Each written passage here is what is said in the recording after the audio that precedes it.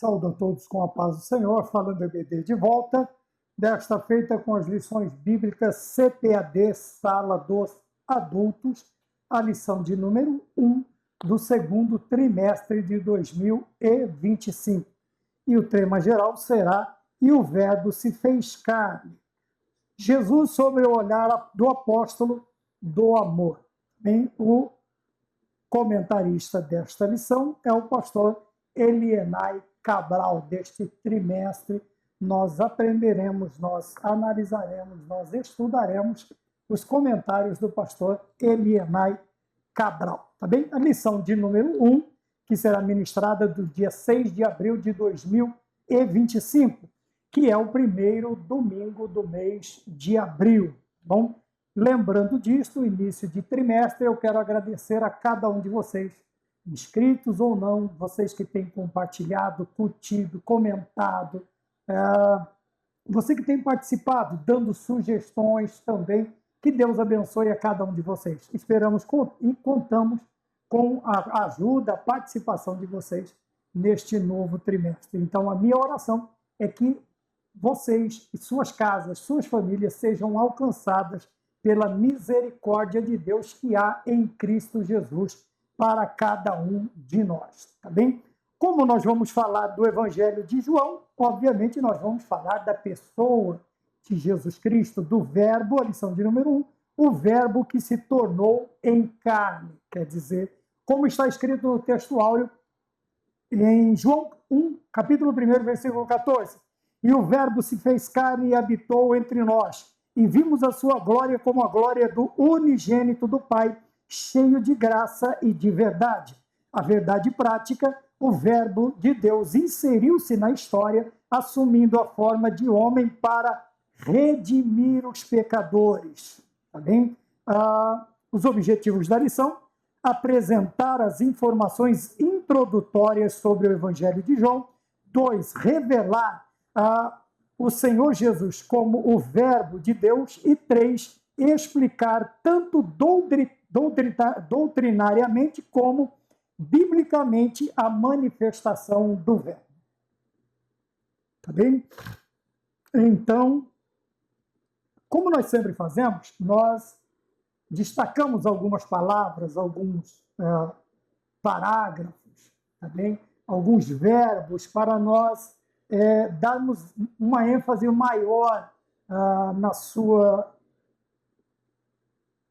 no desejo do escritor ao nos trazer esta lição. Qual é a intenção? A intenção do comentarista, do escritor deste trimestre, qual era a sua intenção? Então, nós procuramos destacar em algumas palavras, frases, parágrafos, aquilo que nós julgamos, né? E por isso é interessante porque tem a sua análise, tem a análise do comentarista, tem a nossa e tem a do seu professor no dia da aula ou do superintendente. Quer dizer, você terá aí, além da sua, mais 3 visões, pelo menos interessante a respeito daquilo que a lição nos trata, tá bem? Então, eu vou procurar fazer, eu não sei, se não pode, por favor, nos avise. Por favor, nos avise se não pode fazer do jeito que nós vamos fazer hoje, tá bem? E nós vamos, como sempre fazemos, nós, desde a primeira, aproveitamos tudo, né? Tudo. É que nem o frango, né? Até o ossinho, às vezes, a gente também aproveita. Afinal, do meu pai mastigava até os ossinhos do frango, né? Aqueles mais para tirar o tutano, como ele dizia, o tutano. Então, nós aproveitamos aí, procuramos aproveitar desde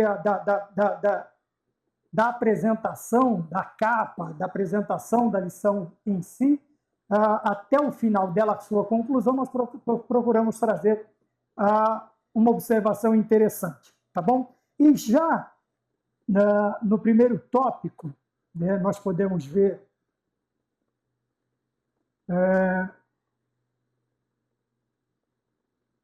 o interessante, estou tentando fazer, vamos ver se nós conseguimos, né?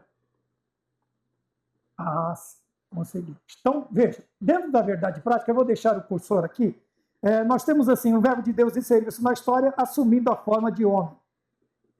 Veja, nós vamos ter praticamente em todas as lições a questão da humanidade e da divindade. Jesus Cristo, 100% homem, 100% Deus. Também vamos trazer à memória que no trimestre passado nós falamos sobre as antigas heresias, né? E nós lembramos que João ele está combatendo aqui pelo menos 3 grandes hereges do seu tempo, né? Nós temos Ário, Nestório e Apolinário. Tá bem? Todos eles vêm contra a ideia da deidade de Cristo, né? Também colocando em dúvida as duas naturezas simultaneamente na pessoa de Jesus, né? Tanto 100% Deus, 100% homem. Porém, nós vamos procurar também algumas, você está vendo, está sublinhado na verdade prática, algumas outras alternativas para o entendimento desta questão. Tá? Na verdade prática, como ele diz, veja, eu parei na forma de homem, quer dizer, a encarnação do Verbo, de Deus, de Cristo encarnado, do Verbo encarnado, ele tinha o quê? Uma prioridade. Tá? Nós vamos ver no ministério do Senhor Jesus Cristo várias facetas do seu ministério. Cura, libertação, multiplicação de provisões, tá bem? Ressuscitações ou ressurreições, no caso ressuscitação, porque eles vão voltar a morrer, porque eles ressuscitam no mesmo corpo corruptível, né? Aqueles que morreram e o Senhor Jesus. O caso mais conhecido é o caso de Lázaro, tá bem? Porém, havia uma prioridade, um propósito maior nesta encarnação, no Verbo, o Senhor Jesus Cristo inserir-se na história humana, assumindo a forma de homem, como nós chamamos a encarnação de Verbo, que era redimir os pecadores. Quando nós falamos de remissão, nós estamos falando de uma reparação de um erro, de um crime ou de uma falta. Quando nós falamos de redimir, estamos falando aqui de fazer a reparação, de reparar, tá? Uma forma de consertar um erro, de reparar um crime, uma falta. Quando nós falamos de Cristo redimindo, nós estamos falando de Cristo reparando um grande erro da raça humana, um crime contra Deus também, tá bem? Ou uma falta muito grave, que é a questão do pecado. Veja, para redimir os pecadores. Então, dentro da multiforme graça de Deus, como está escrito nas Sagradas Escrituras, através da encarnação do Verbo, que não tem nada a ver com reencarnação, nós já falamos sobre isso, a sua prioridade era redimir os pecadores. Quer dizer, Cristo veio para salvar quem? Os perdidos, curar para os enfermos, o médico vem senão para os enfermos e não para os sãos. Então nós vamos ver a ideia de que Cristo, apesar de todo o seu ministério de 3 anos e meio, cerca de 3 anos e meio, ele ser composto de uma infinidade, de muitas facetas, de muitas realizações, a prioridade é: a tua fé te salvou. Vai, não peques mais. Veja, o pecado é a falta, a remissão é desviar a pessoa, ou retirar a pessoa do seu destino certo, fatal, que seria o inferno. Tá bem? Então, quando olhamos primeiro o Verbo se torna carne, a sua prioridade em Verbo se fazer carne é redimir os pecadores. Tá bom? Então, o ministério principal do Senhor Jesus Cristo veio para salvar. Ele veio para os seus o rejeitaram, mas a todos quanto o aceitaram, deu-lhes o poder de serem feitos filhos de Deus, a saber, os que creem no seu nome.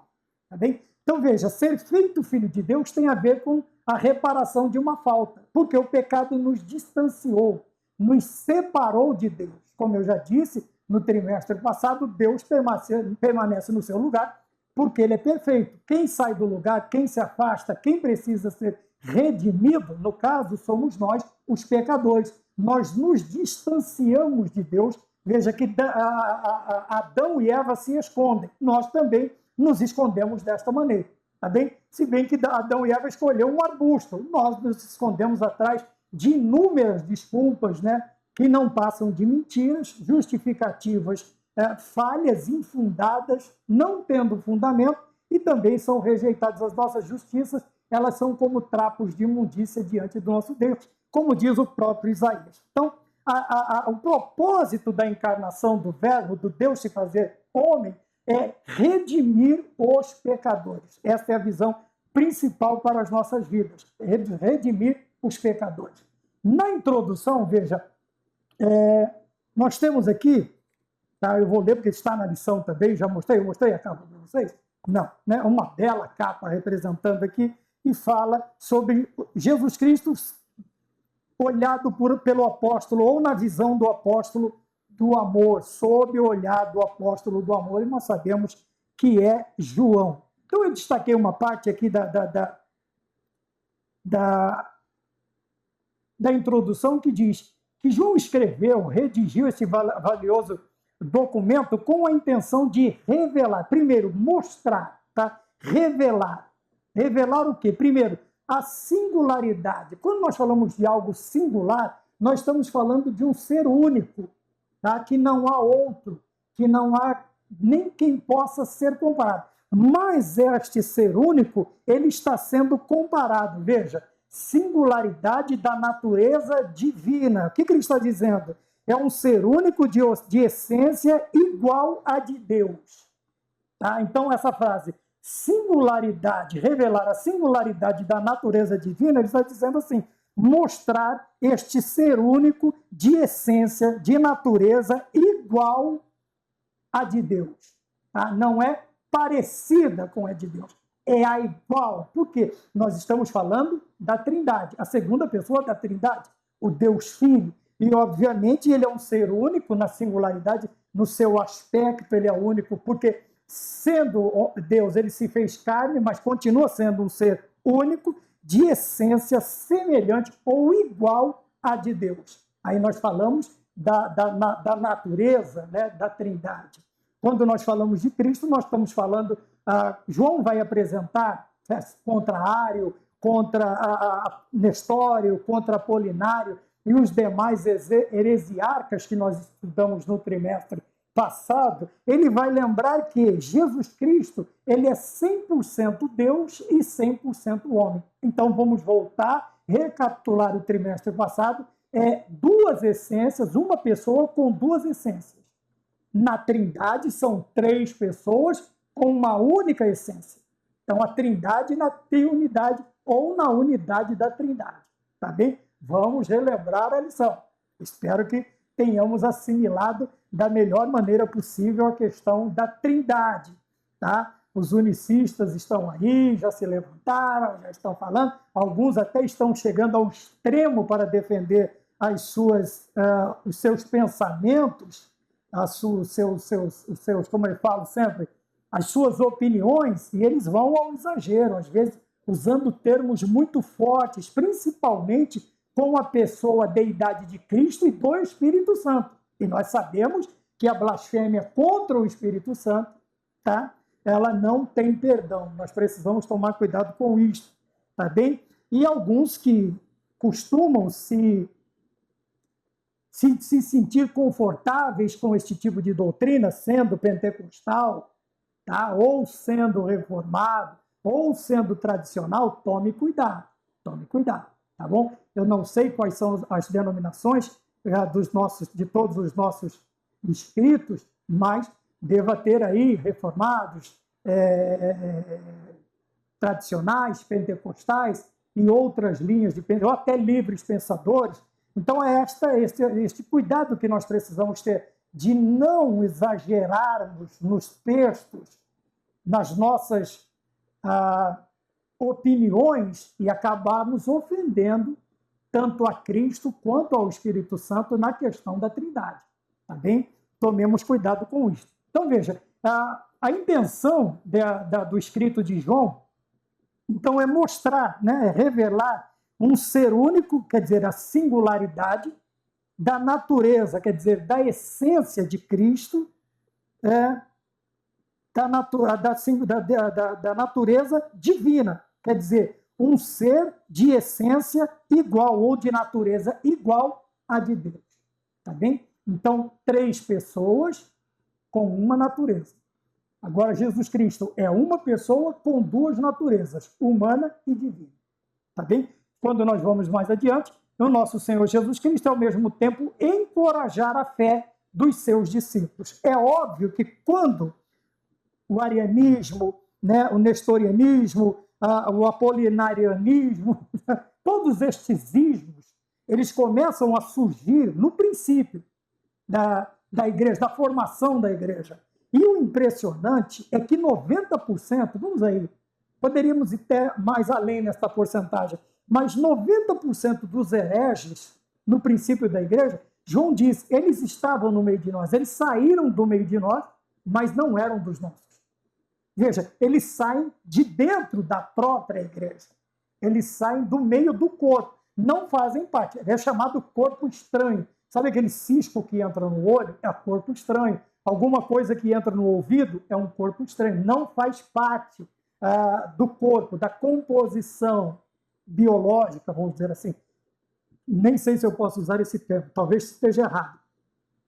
Mas você está andando, um inseto entra no seu ouvido. É um corpo estranho. Você vai ter que ir até o hospital para tirar. Aqui, no caso, quem extrai estes corpos estranhos do corpo de Cristo, que é a igreja, cuja cabeça é Cristo, é o Espírito Santo. Tá bem? É o próprio Senhor Espírito Santo quem vai tirar estas pessoas. Nós não precisamos, lógico, vamos combater a heresia, mas o herege, quem vai tratar com ele é Deus. Veja que João diz, saíram, nós não mandamos embora, nós não batemos, não expulsamos, não fizemos nada. Eles simplesmente vão se sentir tão incomodados com a presença de Deus, com a luz que é Cristo. A luz veio, mas os homens preferiram amar mais as trevas do que a luz. João começa no prólogo da sua carta, né, da sua epístola, que é chamada de introdução do Evangelho de João. Ele vai trazer esta ideia. Ele vai trazer esta ideia de que eles amam mais as trevas do que a luz. Então, automaticamente, quando o lugar está iluminado, tudo aquilo que é ambientado às trevas, eles vão sair, porque não suportam a luz. Então, é por isso a necessidade do avivamento, da presença de Deus, da glória de Deus, da doutrina de Deus, dos ensinamentos das Sagradas Escrituras. Para quê? Para que estes corpos estranhos, né, eles se sintam, eles sejam retirados. Mas não por nós, eles serão retirados por quem? Pela presença gloriosa de nosso Senhor e Salvador Jesus Cristo. Por isso a nossa luta não é contra a carne nem contra o sangue. Tá bem? Então, revelar aqui, mostrar um ser único, de ser de essência igual, semelhante à de Deus, no caso, o Deus Filho. E a encorajar a fé dos discípulos. Como eu estava dizendo, os heresiarcas, eles vêm com uma força sobrenatural, sabe? Por isso a Bíblia diz que os filhos das trevas, às vezes, são mais prudentes que os filhos da luz. Por quê? Porque enquanto nós vamos a 10, 5 por hora para defendermos a fé, às vezes ficamos discutindo sobre futebol, sobre pelo na cara, sobre roupa, sobre isto, sobre aquilo outro. Eles vêm a 100 por hora e eles não estão preocupados com nada, a não ser em difundir as heresias. E nós não fomos chamados para este tipo de combate. Lógico, defender a fé, sim. Mas veja, a igreja está se envolvendo em debates fúteis, improdutivos, sabe? E o que acontece? O Senhor nos disse para ir e pregar o Evangelho. Esquece esse debate. Uma hora ou outra que você já tiver feito, obedecido o ide do Senhor Jesus Cristo, aí você se envolve. Ah, mas Deus me chamou para isso. Eu não vi nenhum chamado desse, tá? A não ser Judas, assim, veja, eu estou corroborando com a ideia de defender a fé, não ficar discutindo doutrinas secundárias, costumes, tá? Se isto pode, se isto não pode, se a idade é relevante ou não é. Por que eu já falei para vocês, por que os ídolos surgem? Surgem do desejo do povo. Só isso, tá bom? Então nós vemos aqui que na introdução nós vemos que João, então, ele escreve este documento com a intenção de revelar, como eu disse, e também despertar a fé. Fazer com que o crente não pare, não fique prestando muita atenção, não dê relevância a estas vozes hereges. que ainda existem nos nossos dias.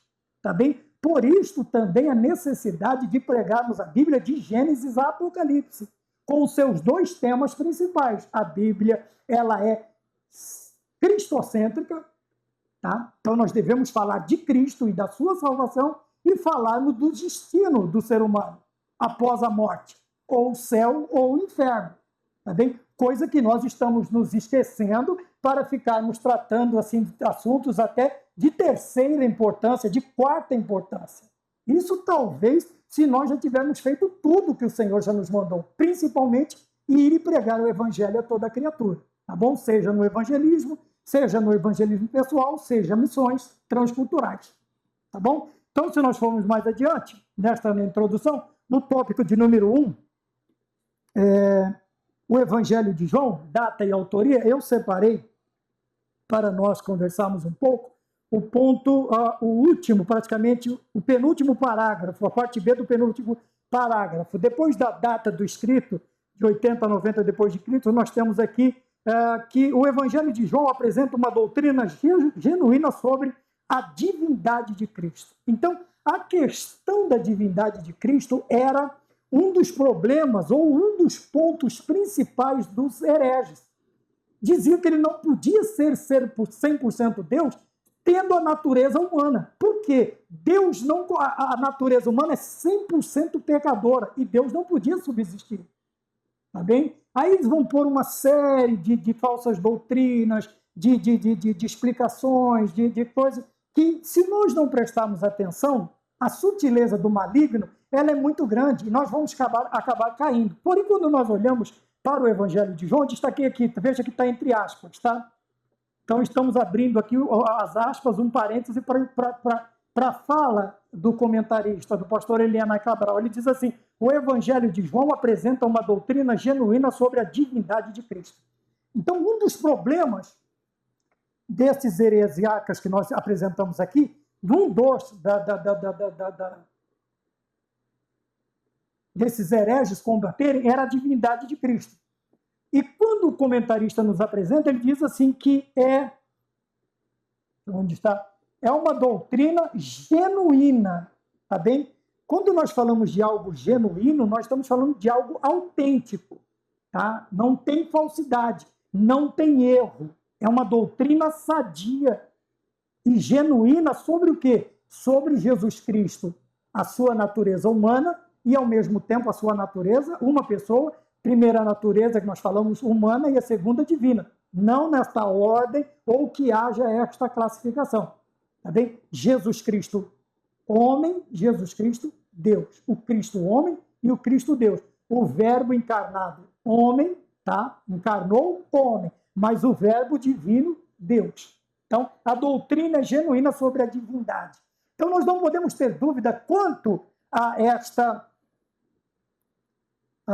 natureza de Cristo, da pessoa de Cristo, que é a natureza divina. Nós vemos isso em várias citações do Novo Testamento, tá bem? Na sua morte expiatória, quando Jesus Cristo chora, não por causa da morte de Lázaro, veja, ele chora por causa da incredulidade dos judeus.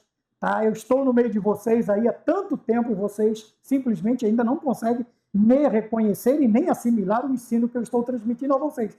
Então, o choro de Jesus Cristo, ele não é proporcionado pela morte de Lázaro, porque ele sabe que Lázaro vai ressuscitar, mas por causa da incredulidade. Vocês não acreditam? Eu acredito que ele vai ressuscitar no último dia. Não, ele vai ressuscitar hoje. Não, eu acredito que ele vai ressuscitar. Jesus Cristo chora por causa da incredulidade. Tá bem? Então, a incredulidade, tanto do crente do tempo contemporâneo de Cristo, de João, quanto dos nossos dias, a incredulidade ainda faz Cristo chorar. Por quê? Nós estamos duvidando de um ensino genuíno, autêntico, verdadeiro, confirmado pelas Sagradas Escrituras, pelos apóstolos, pelos pais da igreja. Nós vamos ver na lição. Então, nós precisamos tomar cuidado. Tá bem? Então, o Evangelho de João, no ponto de número 1, eu separei, destaquei isso aqui. Não sei se vocês estão conseguindo ler ali, mas está representado ali também. Dá um zoom, não precisa ver o apresentador, você dá um zoom e fica só com a tela e a voz, que também não é das melhores. uma doutrina genuína. Então, o Evangelho de João apresenta. Então, nós quando vamos nos lembrar outra vez que João Amado, João Batista já tinha partido. João Amado, ele está defendendo também a fé contra o arianismo, o apolinarianismo e também, como eu disse, o nestorianismo. Todos aqueles anismos, aqueles ismos que nós vimos no trimestre passado. Então vamos nos lembrar. E dentro desta defesa, deste combate contra os hereges, ele traz a apresentação de uma doutrina genuína, verdadeira, irrefutável, que não existe argumento para refutar. É fato a divindade de Jesus Cristo, da natureza divina de nosso Senhor Jesus Cristo. Tá bem? E nós, como cristãos, não podemos sequer ter 1 milímetro de dúvida dentro desta doutrina. Então, depois nós vamos ver no ponto 2, o propósito do Evangelho, né, está aqui, e eu separei, está entre aspas de novo, tá bem? Porque não é um comentário meu, é uma citação do comentarista, então está aqui entre aspas. Pastor Eliana Cabral, ele comenta desta maneira: o propósito do Evangelho. Veja que o tema está no singular, o propósito. Mas o comentário, ele vem dentro do plural. Por quê? Havia um propósito e dentro deste propósito, outros propósitos. Tá bem? Um propósito formado de outro propósito. Veja, a lição, a pregação é formada de tema, texto, introdução, primeiro, segundo e terceiro tópico, conclusão. Então, você veja. Então, nós temos aqui o tema. Vamos lá, o tema é o propósito do Evangelho. E dentro deste tema, nós temos que um de seus propósitos, porque dentro do propósito de Deus, que é a salvação do ser humano, que é a salvação do pecador, da sua criação humana, ele tem propósitos dentro deste propósito. E um dos seus propósitos, quer dizer, do propósito de João, do Evangelho que João escreve, é levar o leitor a crer que Jesus... Então, veja, aqui no primeiro ponto nós vemos que é fortalecer a fé. Aqui agora nós vemos é fortalecer a crença, a confiança, o acreditar que Jesus é o Cristo, o Filho de Deus. Tá bem? Então nós vemos aqui duas partes da sua deidade. Ele é o Cristo, né? No grego, Christo, quer dizer, Messias, o ungido, o enviado da parte de Deus, e também como a segunda pessoa da Trindade Santa, o Deus Filho. É aqui que está o escândalo para os judeus. Quando Jesus Cristo fala que ele é Filho de Deus, quando escreve-se na cruz que é o Rei dos Judeus, o judeu corre, vai enfrentar Pilatos e dizer: não diga que ele é o Rei dos Judeus, diga, ele disse que é o Rei dos Judeus. Porém, a resposta para as autoridades judaicas, qual é? O que está escrito, está escrito. E acabou. Então, veja que eram dois pontos de escândalo, principalmente para os judeus. Chamar Jesus Cristo, que Jesus não está dentro da visão messiânica dos judeus, tá? Porque o judeu esperava o quê? Um rei montado num cavalo de batalha, que formasse um grande exército e restituísse a glória de Israel, tanto quanto como povo, geograficamente, a sua importância também como um reino, quer dizer, destituísse Roma e colocasse Israel como o reino da terra. E Jesus Cristo disse: verdadeiramente eu sou o rei, mas o meu reino não é deste mundo. Então veja que quando o judeu conhece o Messias, entra em choque com uma visão equivocada, messianicamente falando, tá? Com respeito à pessoa do Messias, tá? De Jesus Cristo. Então eles precisam acreditar que ele é o Cristo e ele é o Filho de Deus, mesmo não apresentando as características que eles pensavam, ou que eles equivocadamente ansiavam, e não era isso, tá bem? E ao mesmo tempo, quando nós conhecemos, enxergamos estas características, mesmo não estando inseridas naquela expectativa equivocada dos judeus, nós precisamos crer, porque é o momento em que, se crermos, nós encontramos a vida em seu nome. Aqui eu gostaria, se não estiver errado, de fazer, de abrir dois leques, não, duas vias nesta vida. Tanto a vida, encontrar a vida abundante na terra, porque a nossa vida é abundante dentro do contentamento que nós temos dentro daquilo que Jesus Cristo faz, ou que Deus faz por nós, né, aqui na vida terrena, e também encontramos a vida eterna em Cristo Jesus.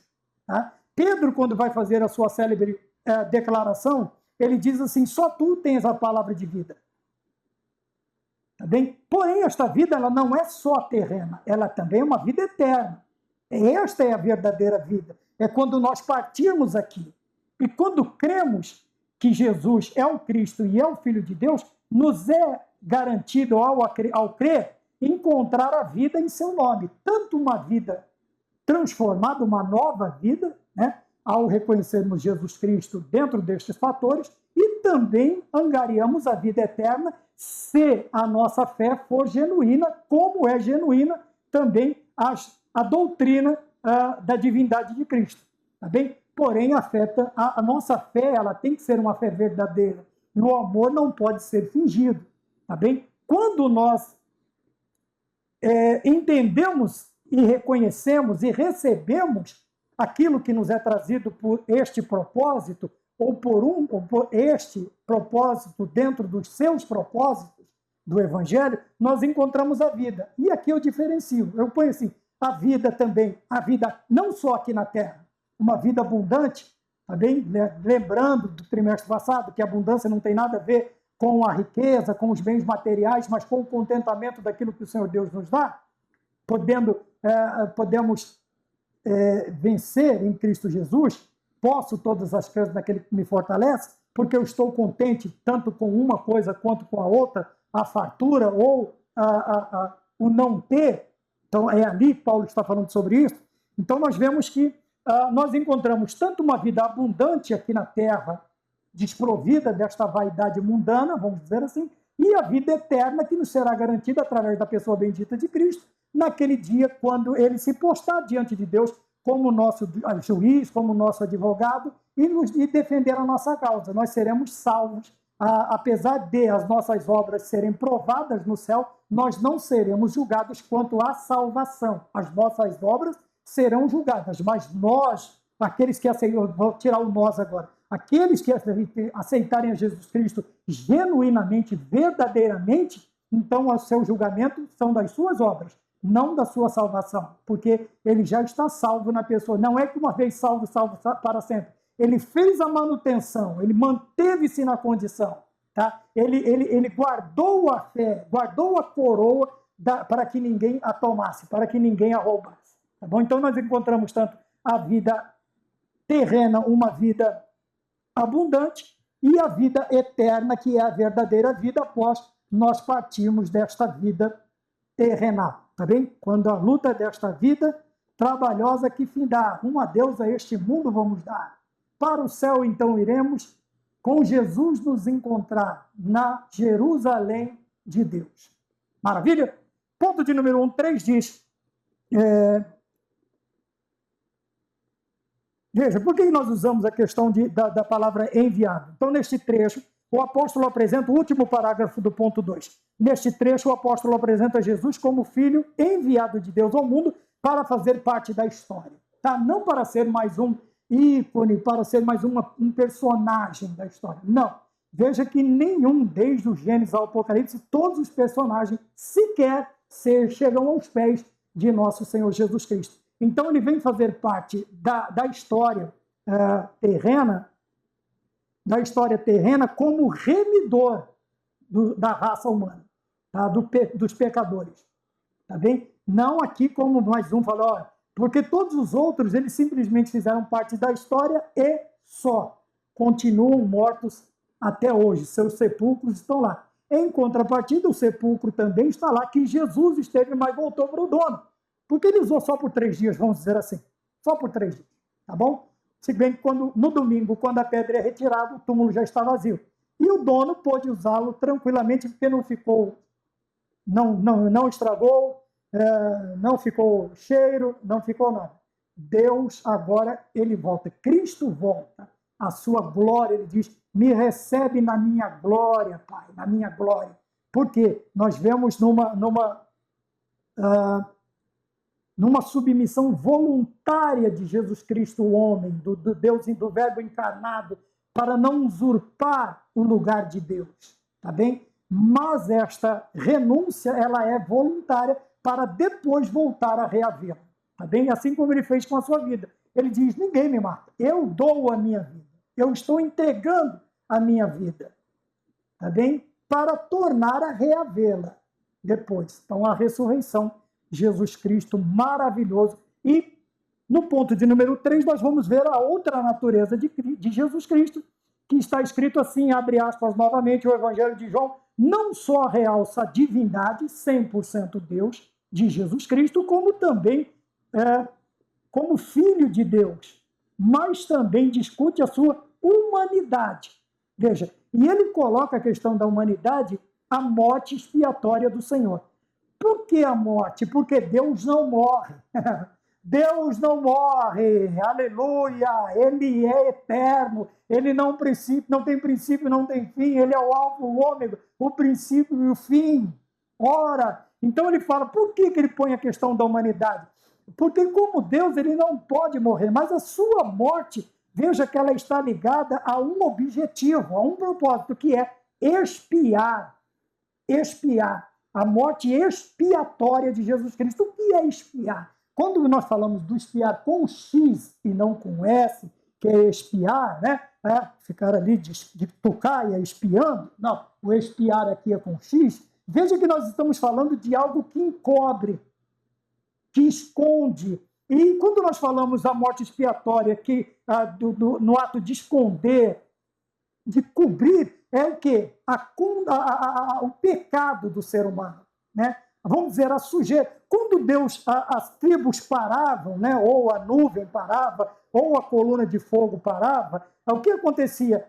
O tabernáculo era construído, as tribos dispostas em seus lugares, em volta de tudo com ordem e com decência, e veja, eles tinham uma ferramenta entre eles que era uma pazinha, aquela pazinha de cabo curto, tipo o soldado do exército ou qualquer força militar, ele quando vai para a selva ou para um lugar deserto, ele vai equipado. E dentro de um dos seus equipamentos é uma pazinha. Para quê? Para cavar, para procurar água. Na questão aqui, o Senhor Deus disse, quando vocês forem se aliviar, o que vocês vão fazer? Vocês vão longe do arraial, cavem um buraco e depositem ali suas necessidades fisiológicas. E depois encubram. Para quê? Para que o Senhor Deus, ao passear no meio de vós, não veja a imundícia de vocês. Então, quer dizer, cobriu, escondeu, tampou, expiação, cobriu as nossas vergonhas, os nossos pecados. Quando falamos de expiação, a palavra principal é essa, cobrir os nossos pecados, esconder os nossos pecados diante de Deus, tá bem? E também está ligada à questão do perdoar os nossos pecados. Maravilha? Então nós vemos aqui que também é discutida a sua humanidade. De novo, nós vamos ver que as maiores heresias, elas vão combater isso, tanto os judaizantes, os gnósticos, esses três nomes que nós citamos, Ápio, deixa eu voltar aqui, né? Ário, Nestório, Apolinário e muitos outros hereges, tá bem? E ainda tinham os judaizantes, os gnósticos e um monte de heresia que vinha para combater as doutrinas bíblicas da igreja, que agora está nascendo, está se formando a igreja. Então, nós vemos que João precisa discutir. Veja a dualidade em João. Quando ele vai falar com a igreja, ele fala, meus filhinhos, olha que o discípulo amado, ele é chamado de discípulo amado, filhinhos, olha que interessante. Mas quando ele vai defender a fé, veja que ele luta com unhas e dentes. Tá? Ele é um ferrenho defensor das doutrinas, tá bem? Então, quem poupa lobo, condena o quê? É a frase corrente aí nas redes sociais. Quem poupa o lobo, condena quem? Condena o rebanho, tá bem? Então, João, ele faz isso. Ele não só ressalta a divindade de Jesus Cristo, mas também discute sobre a sua humanidade. Ele prova por A mais B, por fatos, O primeiro aqui nós temos um exemplo, a morte expiatória do Senhor. Se morre é humano, porque Deus não morre, então Cristo tem que ser humano, Jesus Cristo tem que ser humano para morrer. Por isso o verbo se fez carne. E ao mesmo tempo ele é Deus, duas naturezas em uma pessoa. Tá bem? Nós falamos então no ponto de número 1, 2 e 3. O Evangelho de João foi redigido com o propósito de nos fazer crer que Jesus Cristo é o Verbo divino e, por consequências, temos vida nele. Tá bom? Ponto de número 2, tópico de número 2, Jesus, o Verbo de Deus. Tá? Está aqui, Jesus, o Verbo de Deus. Ponto de número 1, a revelação que ultrapassa o passado. Que ultrapassa o passado. Quer dizer, vai mais para trás. Se o passado está atrás, veja, ele ultrapassa esse para trás e vai muito mais além. Veja, então quando ele fala da revelação que ultrapassa o pecado, abre aspas novamente para o nosso comentarista, o verbo é Deus no princípio era o verbo. Começa João assim, o versículo de número 1 do primeiro capítulo do Evangelho que leva o seu nome, no princípio. Quando ele fala deste princípio, ele está falando do quê? Da existência infinita, ou seja, não tem começo e não tem fim. Ele está falando da eternidade de nosso Senhor Jesus Cristo. Tá bem? Outra coisa combatida, e até muitas falsas religiões hoje apresentam Jesus Cristo como uma criação especial de Deus, como um Deus de segunda ordem, ou um Deus menor, um deusinho, não iguala a Deus, como nós dissemos aqui, né, a singularidade da natureza divina. Mas eles tentam diminuir esta glória, a deidade, ou até colocá-lo como um profeta, um grande ensinador, um grande guru, uma pessoa boa, mas nunca o reconhecem como Deus. Porque se reconhecem, tem que também reconhecer a sua existência infinita. Quer dizer, ele está com Deus desde o princípio. Que princípio é esse? Não tem princípio e não tem fim. Mas o princípio, ele fala aqui, ou seja, não tem começo, não tem fim. Ele está falando da eternidade. Tá? A mesma coisa que nós falamos assim, nós vamos viver a eternidade. Quer dizer, nós vamos viver para sempre. Mas nós somos, a nossa alma é imortal. O nosso corpo é mortal. Os anjos são imortais. Toda a classe celestial, quer sejam os que permaneceram fiéis, quer sejam os que caíram, eles são imortais, eles não são eternos porque são criaturas. Deus Pai, Deus Filho e Deus Espírito Santo, eles não foram criados. Não foram criados. Tá bem? Quando nós falamos da primogenitura de Cristo, é quando ele encarna para ser a primogenitura do quê? Da linha de sucessão, como eu poderia dizer, se eu estiver certo, quando nós somos adotados em Cristo para sermos filhos de Deus. Somos adotados. Porque Jesus Cristo, segundo João, Jesus Cristo, ele é o quê? Unigênito. Então, como filho de Deus, na característica de filho igual a Deus, de ser um Deus igual a Deus, o Deus Filho igual ao Deus Pai, ele é o único. Mas da criação que ele vai encarnar para fazer parte de uma outra geração, que é o nosso chamamento para sermos filhos de Deus, a saber, os que creem no seu nome, ele é o primo. Quer dizer, o primeiro a abrir é uma madre. A ideia de unigênito é o único a abrir essa madre. Tá bem? Então, vamos lá. Quando nós falamos dessa primogenitura, é que na questão da gestação ou da geração de filhos de Deus vindo para a humanidade, Jesus Cristo se fez homem justamente para quê? Para nos redimir, para remir. Nós falamos que a função, a prioridade de Cristo, apesar de todas as outras coisas, é salvar o pecador e nos fazer filhos de Deus. Como João disse no versículo 12, a saber os que creem no seu nome. Nome de quem? De Jesus Cristo. Tá bom? Então vamos continuando assim. Então o verbo, quer dizer, o Logos, a palavra, Jesus Cristo, é Deus no princípio. No princípio era o verbo. Quer dizer, é o Logos. É quem? É Jesus Cristo. No princípio é ele. Tá? E desde o princípio sempre foi ele. Tá bom? Tá? E tirando aquela ideia do unicismo. Tá? Dos unicistas. É Deus Pai, Deus Filho, Deus Espírito Santo, em uma só essência, em uma só natureza. Tá bem? Jesus Cristo, vamos revisar, Jesus Cristo uma pessoa com duas naturezas. Então, são três pessoas da Trindade com uma natureza, uma essência só. Todos eles estão dentro desta classificação. Tá bem? Então, possuindo assim uma existência infinita, ou seja, Jesus Cristo, quer dizer, a revelação, o Verbo de Deus, ele não tem começo e não tem fim, está aqui. Não sei onde foi parar. Pulou. Então, lá. Vamos aproveitar, então. Ponto 2. O propósito... 2. Onde nós estamos? 2. A natureza fundamental do Verbo. Tá bem? Quando nós falamos de natureza, nós estamos falando do quê? Do ser completo. Espírito, alma e corpo.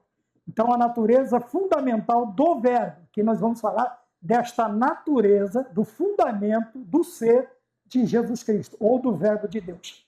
Tal como Deus, a primeira característica de sua natureza é a sua eternidade. Tal como Deus é eterno, também o é, também o Verbo o é do Verbo ser.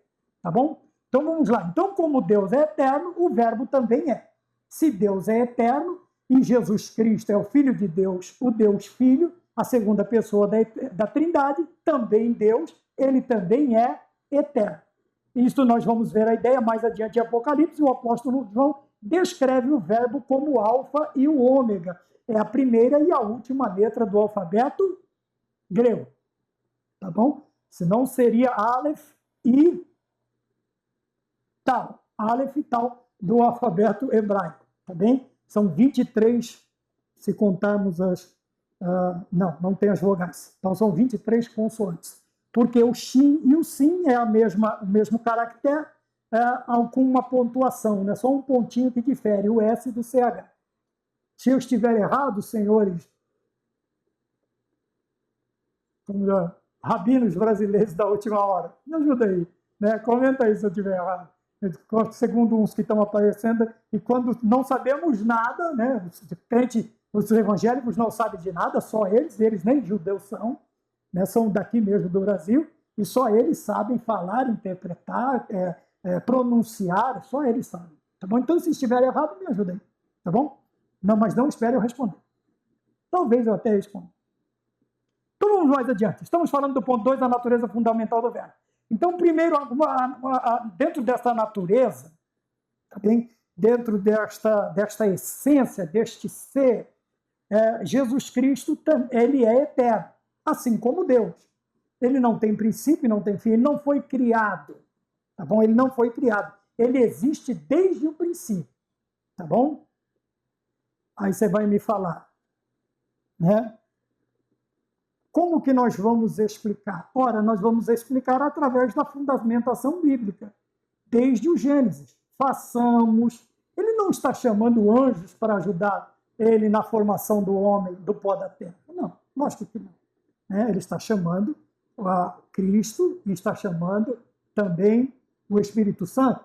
Então, um pensa, o outro constrói e o outro embeleza, dá vida, né? O Espírito Santo sopra nas narinas e o homem passou a ser chamado de alma vivente. No batismo do Senhor Jesus Cristo, nós vemos o Senhor Jesus Cristo no Jordão, nós vemos o Espírito Santo pairando sobre ele numa forma corpórea de uma pomba, e nós ouvimos a voz do Deus Pai nos céus dizendo: este é meu filho amado em quem me compraz.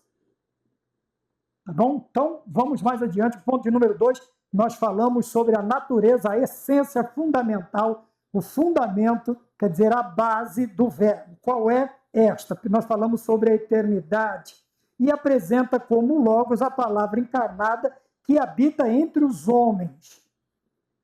Então, nós vemos que agora o Senhor está feito carne. O ponto de número 3, esse aqui vai precisar de um pouco mais de contundência.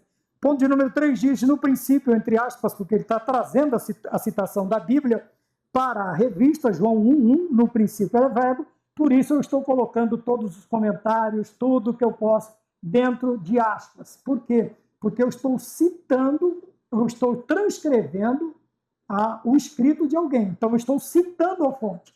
Tá bem? Lições Bíblicas, CPAD, Sala dos Adultos, comentarista, pastor Elienay Cabral. Eles diz, eu só estou comentando o escrito ou a fala dele. Também nós estamos analisando na realidade. Então vamos lá, o conceito de logos traz consigo a noção de expressão, tanto da razão quanto da linguagem. Então veja, vamos colocar os outros 3 pontos que eu separei para basear aqui. Ele diz mais embaixo, relaciona-se com as maneiras pelas quais Deus se apresenta, se manifesta ao ser humano. Logo, quem é esta manifestação? Jesus, que representa a expressão divina da divindade, expressão da divindade, a revelação de Deus. Então vamos voltar aqui à questão da expressão tanto da razão quanto da linguagem. Tá bom? Está aqui. O conceito de logos traz consigo a noção da expressão, tanto da razão quanto da linguagem. Então, o que é a linguagem? É a forma como o ser humano se comunica. Você tem a linguagem escrita, você tem a linguagem falada, você tem uma série de formas que o ser humano usa para descrever, para se expressar, para se comunicar. Então, isso é linguagem. Tá bem? Até aqueles que são desprovidos de determinados aparelhos para se comunicar, naturais, né? Por causa de algum problema, né? Alguma necessidade especial, veja, foi construída uma linguagem de sinais, que é conhecido como Libras. Então, é a forma de se comunicar por sinais. Então, isto é uma linguagem, então, é uma forma de se comunicar, de se expressar, de fazer o outro entender aquilo que ele está expressando. E quando nós falamos de razão, veja, Jesus Cristo como razão, ele é o quê? Até na aula da Betel Dominical da Sala dos Adultos, nós falamos alguma coisa sobre isso também. Se você quiser dar uma olhada lá, nos ajuda tanto a nós quanto a você também a ter um leque maior de informação. Então, eu coloquei aqui Jesus Cristo, veja, Jesus como Logo de Deus, a palavra encarnada e a Bíblia. O conceito, o que é um conceito? É uma forma de compreensão, é uma noção, é uma ideia. Então vamos lá. A ideia de Logos, quer dizer, o conceito, a noção do Logos traz consigo a noção, quer dizer, então vamos usar ideia. A ideia de Logos traz consigo a noção, que são, né, sinônimos, a expressão da razão. E o que é a razão? Quando nós falamos das formas de Deus se manifestar, está aqui a resposta. Jesus Cristo, que representa a expressão divina e revelação de Deus. O que é a razão aqui? É aquilo que é a causa ou a marca do início de alguma coisa. Quer dizer, a causa. Qual é a causa? Deixa eu ver o que eu coloquei ali. Qual a razão? Qual é a origem destas manifestações? Veja, tudo por ele, para ele, e sem ele nada do que foi feito se fez. Então a questão aqui de razão, a razão e linguagem, a razão do conceito do Logos, a razão, a origem, a causa, como nós colocamos aqui, o início é Cristo.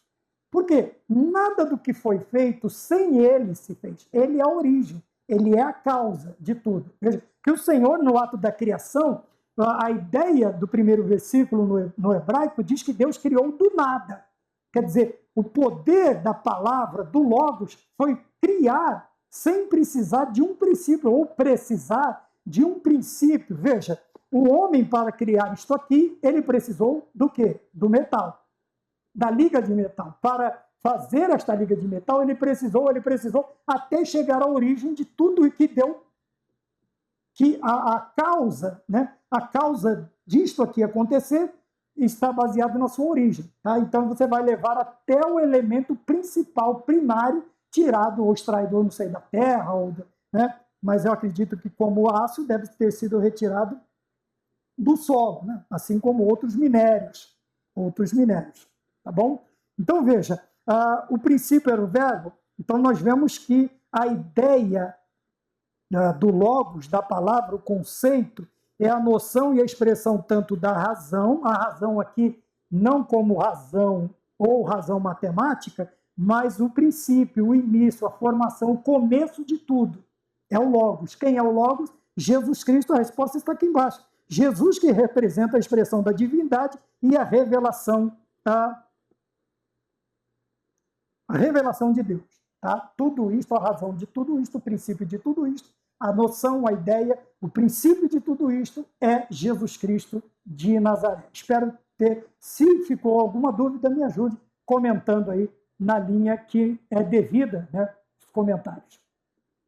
Terceiro e último tópico, então nós falamos aqui no ponto de número 2, a sinopse, o Evangelho de Deus de João retrata Jesus como o verbo divino que se fez presente na história, tá?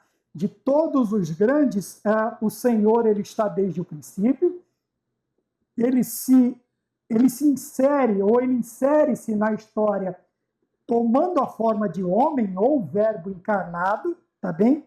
E ele está, e ele é parte fundamental da história. Vejam que os outros, eles são citados, tá? Ele tem uma pequena, pelo menos a importância mas para nós, veja, para o mundo, Cristo, até nas vidas que não consideram relevante ou Salvador ou Messias, ele causou mudança na vida deles. Veja, a história era contada antes de Cristo e depois de Cristo. Então, isso aqui deve causar um determinado calafrio para o herege, para o incrédulo, né? Para aquele que não acredita em nada também. Quer dizer, ele não pode deixar de acreditar, porque a história é dividida em antes e depois de Cristo. Veja que o Senhor ele veio para redimir, mas a sua vinda, a sua encarnação, ela muda a história, o curso da história do mundo, da humanidade. Tá? Se você falar, então tá bom, não vou usar, eu vou usar Anno Domini. E quem é o homem? Quem é o filho do homem? Jesus Cristo de Nazaré. Ah, não vou usar nem AD e nem DC. Vou usar EC. Você vai quebrar o bico do mesmo jeito. Porque EC quer dizer era cristã. Cristã está ligada a Cristo. E Cristo é a origem do nome, ou a razão, ou a causa do surgimento do nome cristãos, cristianismo, tá bem? Então, veja, não tem para onde fugir. Não tem para onde fugir.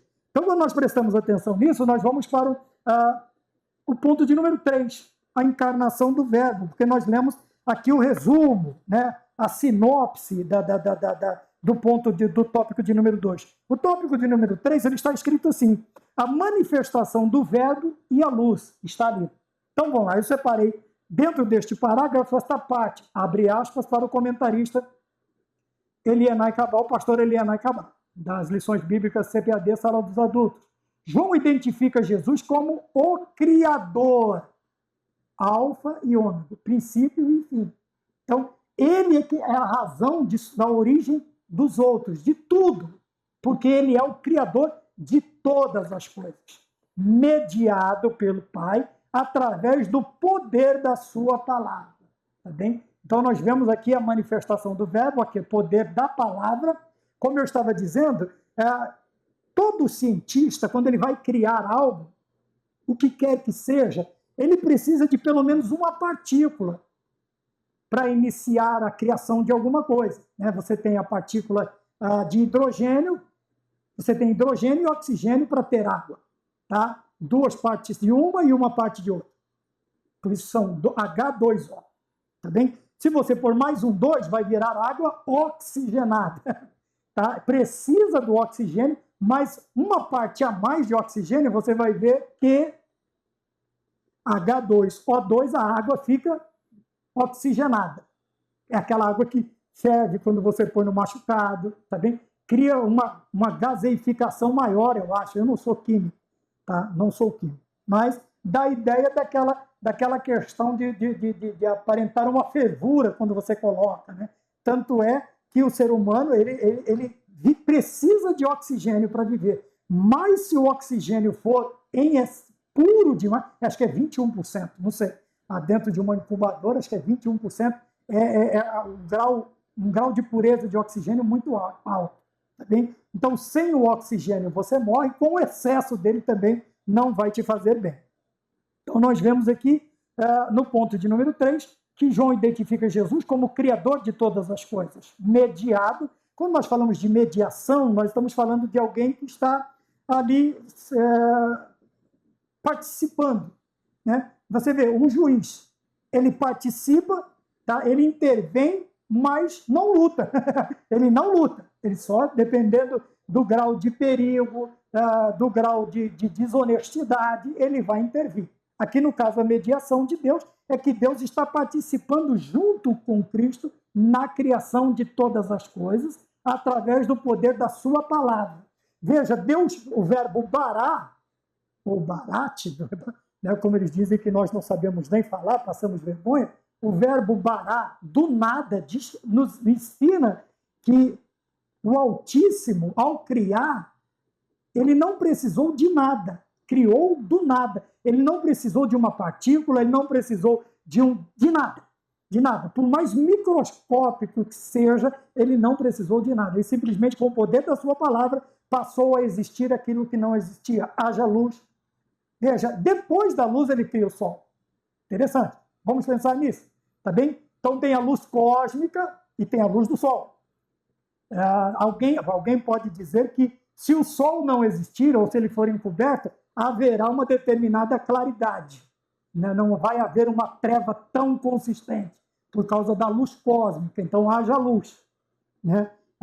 Isso é comentário. Tá bom? Não estou colocando como doutrina bíblica, é só uma curiosidade do que as pessoas falam por aí. Não sou eu que estou dizendo, eu só estou replicando. Também não estou sendo nenhum papagaio de pirata. Tá? É só para questão de pensamento. Questão de pensamento. Então vejam bem, também colocou aqui a questão da luz do mundo. Por que luz do mundo? Então Jesus Cristo, ele vem como a luz do mundo. E João, ele faz essa distinção, essa dualidade entre luz e trevas. Essa dualidade da luz e das trevas. Por quê? A luz veio para os homens, mas os homens rejeitaram a luz, amando mais as trevas. Tá bem? Então esta é a distinção. Por quê? As trevas, elas falam, elas simbolizam a obscuridade espiritual provocada pelo pecado. Veja, que aqui já há um ensinamento espiritual, uma aplicação pessoal para nós. Que quando fala de trevas, ele está falando do quê? Do escuro do pecado, das trevas do pecado, da parte ruim, nociva que o pecado traz. Tá? Por isso o salmista ele vai dizer assim, lâmpada para os meus pés é a tua palavra e luz para o meu caminho. Se ele escreve essa palavra aqui no grego, ele ia falar logos, ele ia falar o verbo, ele ia falar de Jesus Cristo, ele está falando do Senhor Jesus Cristo. Tá? Não tem para onde fugir. Porque se nós nos distanciarmos de Cristo, qual a direção que nós tomamos? Das trevas. Tá bem? Das trevas para a sua maravilhosa luz. Pedro vai falar isso, que nós fomos chamados das trevas para a sua maravilhosa luz. Outra hora ele vai dizer que nós devemos ser astros reluzentes em meio a uma sociedade corrompida, obscurecida pelo pecado. Veja, a claridade do astro reluzente que o cristão deve ser em meio à obscuridade do mundo sem Cristo que está imerso no pecado, jazendo no maligno. Então nós vamos ver essa ideia sempre de luz e trevas. Luz representando o Senhor Jesus Cristo e a obscuridade, as trevas falando do pecado. Tá bem? Não vamos dar uma determinada, né, porque senão vira um angu de caroço, hoje não é tudo que a gente pode. Então vamos falar sobre o obscurantismo. Né? Obscurantismo.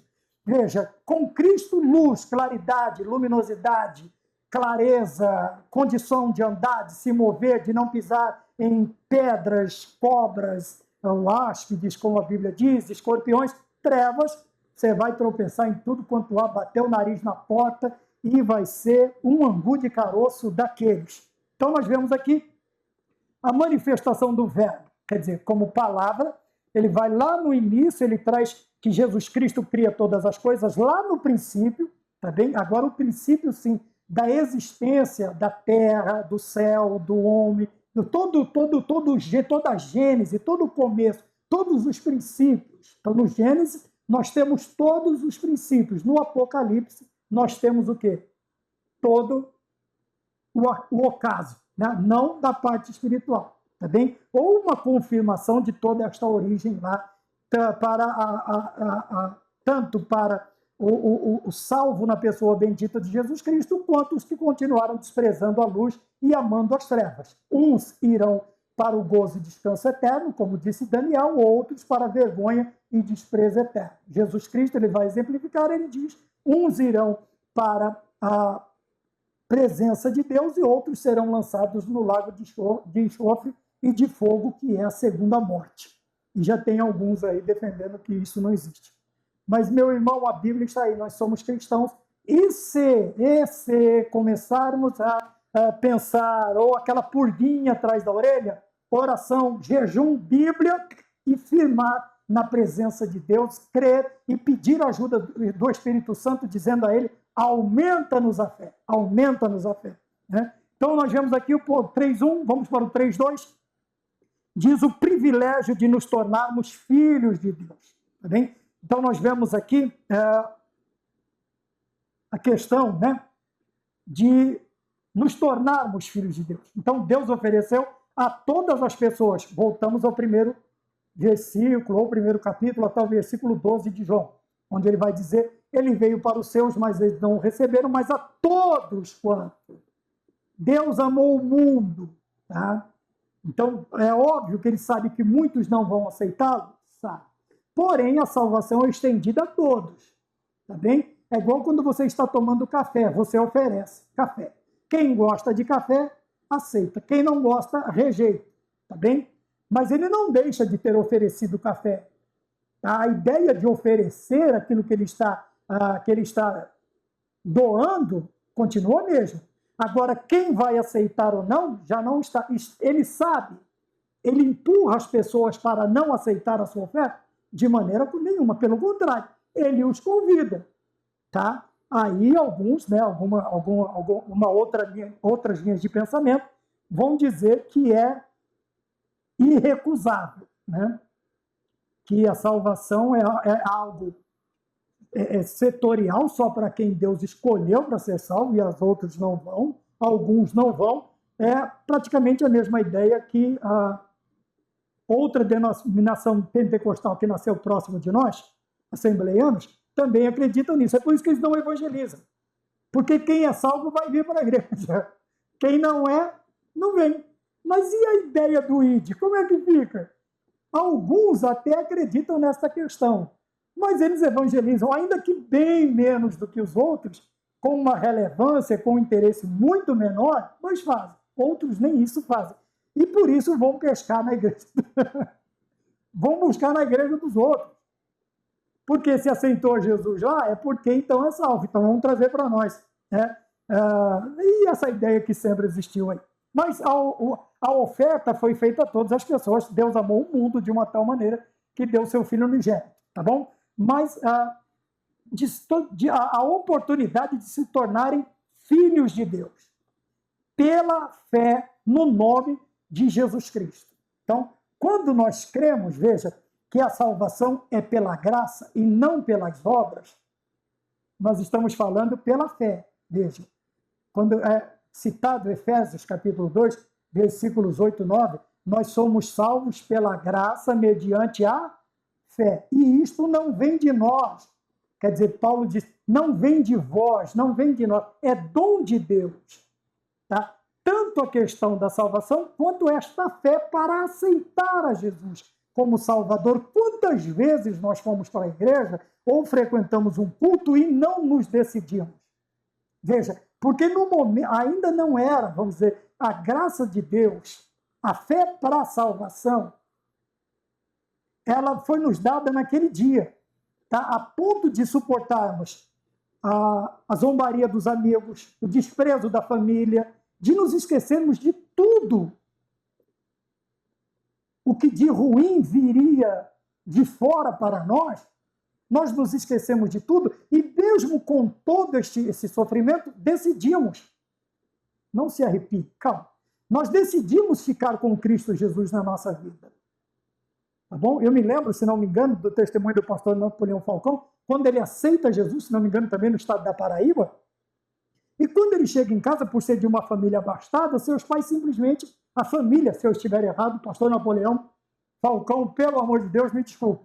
Mas veja, se eu me lembro, ele e depois a família não aceita, ele vai até uma determinada, se não me engano, o estado do Rio de Janeiro, e ele chega na casa de uma irmã muito simples, tá bom? E não tinha nada para comer. E aquela irmã e ele vão se pôr em oração até que uma caminhonete, uma big de uma caminhonete, chega carregada de alimentos e eles são supridos, tá? Se não foi, se eu equivoquei no nome do personagem, por favor, pastor, me perdoe. Só corrija embaixo que não foi ele, foi outro, tá bom? Mas se a minha mente não estiver me pregando peça, foi mais ou menos assim. Então veja, pela fé, esta fé nos encoraja a enfrentarmos o mundo para nos colocarmos nos braços de Cristo. E isto não vem de nós. Não vem de nós. Esta força, essa graça, este dom, esta fé, ela vem de Deus para nós. E nos torna aí tipo um gigante para enfrentarmos o mundo e ficarmos com Cristo. Tá bem? Essa oportunidade foi dada a outro. E nós chamamos isto de esta filiação, de uma filiação adotiva. Nós fomos adotados, somos herdeiros e co-herdeiros, tá bem? Em Cristo Jesus. E isso nos fala do quê? Que nós fomos adotados pela filiação unigênita de Cristo, nós fomos adotados em Cristo e somos feitos filhos de Deus. A ideia de filiação natural, filho do casal, adotivo, aquele que ele vai lá, busca, registra no seu nome, põe o seu sobrenome, e tem o de criação, é aquele que ele vai ser criado, vai ter todos os privilégios enquanto os pais estiverem vivos, mas ele não tem nenhuma documentação que comprove, eles não resolveram passar, né, colocar isto de uma forma civil, uma documentação civil. Quando vier a partilha dos bens, o filho, logicamente, herda tudo. Se houver um filho adotivo, pela documentação, ele tem parte também na herança dos pais. Já o de criação, que não tem nenhuma documentação, mas lógico que haverá todo aquele apego familiar, e se não houver, há um risco muito grande deste adotivo ficar ou com muito pouco, ou sem nada. Ou sem nada. Tá bem? Então nós vemos aí porque nós somos herdeiros e co-herdeiros. A ideia é esta. Então, na partilha dos bens, na herança de Deus, como herdeiros adotivos, nós vamos receber, como filhos de Deus, a saber, os que creem no seu nome, nós receberemos tudo aquilo que é do Pai para nós também. Então, mas tudo isto pela fé. E esta oferta foi dada a todos os seres humanos do mundo desde o princípio. Terceiro e último tópico, nós vamos falar sobre a manifestação e habitação do Verbo. Tá? Então, nós já falamos sobre a manifestação, sobre a razão, sobre o aparecimento do Verbo, de Cristo, tanto na história, como para redimir, para dar vida que eu falei, vida terrena abundante, vida eterna em Cristo Jesus. E agora vamos falar, então, sobre a questão da habitação, quer dizer, do Verbo encarnado estar no meio de nós. Nós temos aqui no ponto de número 3, tá? E eu separei ali, no verbo grego, tá, que está aqui, nós temos a ideia, o conceito, a noção de que essa expressão, ela indica o quê? Veja, no Antigo Testamento, Deus estar no meio do povo era simbolizado por quê? Pelo tabernáculo móvel de Moisés e dentro deste tabernáculo os seus utensílios. Tá bem? Principalmente a presença de Deus é representada pelo quê? Pela arca do concerto e pelo propiciatório. São duas peças numa só. Então a arca continha as tábuas da lei, as duas tábuas, tinha o maná e a vara de Arão que floresceu. E em cima de tudo isto está uma tampa de ouro, chamado propiciatório, que era a manifestação da glória de Deus, trazia a representação de duas asas, tá bom? Se eu não me engano, são os querubins.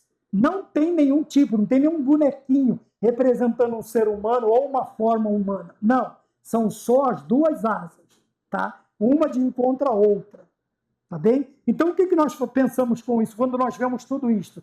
Indica que o Verbo, Jesus Cristo, obrigado, 1h10, diz que tudo isto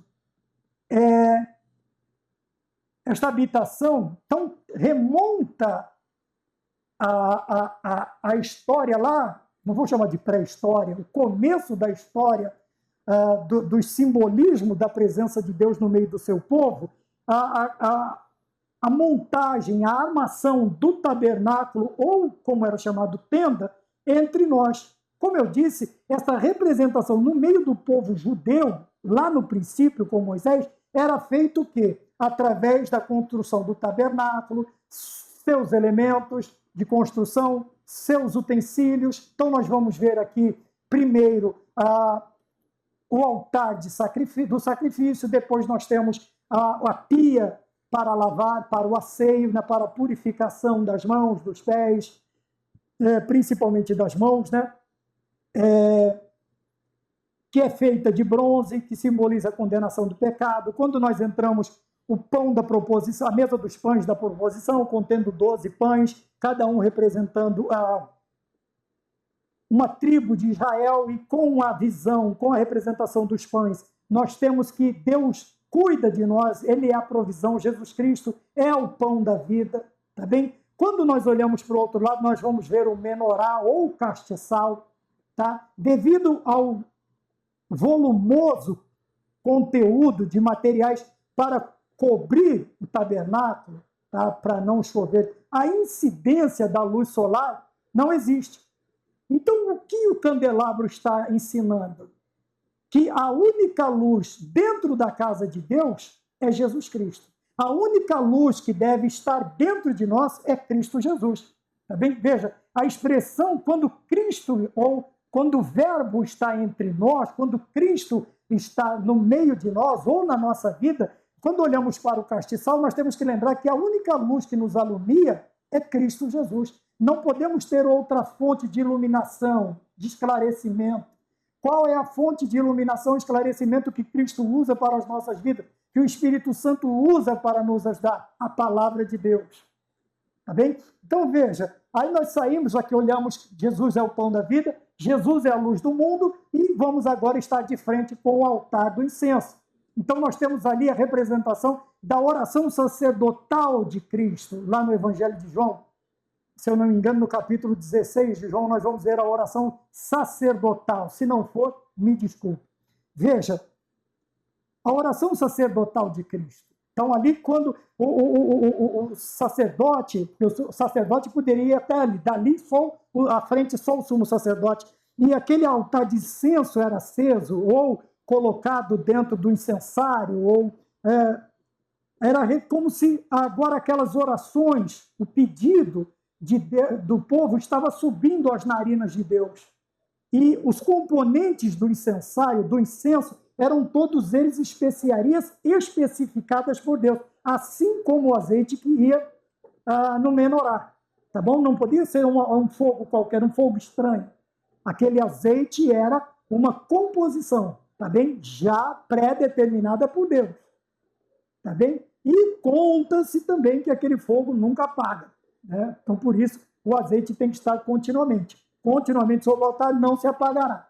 Tá? Aqui no caso do menorá, porque Cristo, a iluminação de Cristo na nossa vida não pode se apagar, senão nós estaremos em trevas. Por isso ele veio como a luz para os homens, mas os homens não quiseram, antes preferiram mais as trevas. Passamos para o Santo dos Santos, aí só o sumo sacerdote. Então ali ele estará oferecendo a Deus uma vez por ano o sacrifício por ele e pelo povo. Então Jesus Cristo fez o quê? Ele entra de uma vez por todas no Santo dos Santos, porque ele não precisa oferecer sacrifício por si, porque ele não tem pecado, ele nos representa diante de Deus, e ele entrou de uma vez por todas, por isso não precisa mais todos os dias um sacerdote judeu ou cristão entrar dentro porque Cristo já fez isso por nós.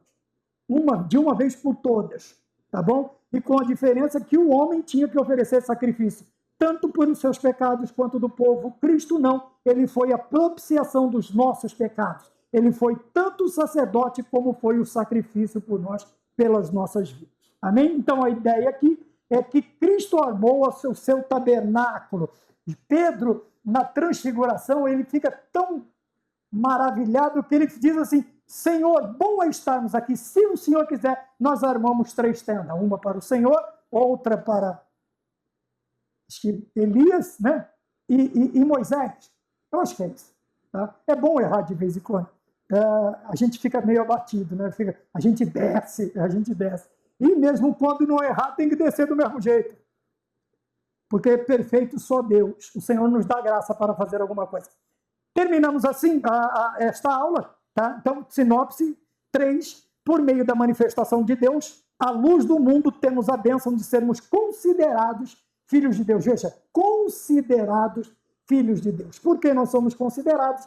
Porque fomos adotados em Cristo Jesus para isto. Assim como fomos adotados em Cristo Jesus para toda boa obra, não existe algumas outras ideias de adoção em Cristo que nós obtivemos para trabalhar para Deus. Amém? Espero ter sido bastante claro. Se não fui, qualquer dúvida, a linha dos comentários estão aí. Continue nos ajudando, assistindo, curtindo, comentando, compartilhando, tá bem? Continue nos ajudando em nome do Senhor Jesus. Você tem sido peça fundamental, o senhor, sua família, a senhora, sua família, o inscrito ou não, tá bem? Tem sido uma bênção para a nossa vida, tá? Eu estou muito feliz com aquilo que Deus está fazendo através deste canal, tá bom? Que Deus abençoe a todos. Vamos ficar todos com a paz do Senhor e até a próxima aula, se Deus nos permitir. Amém?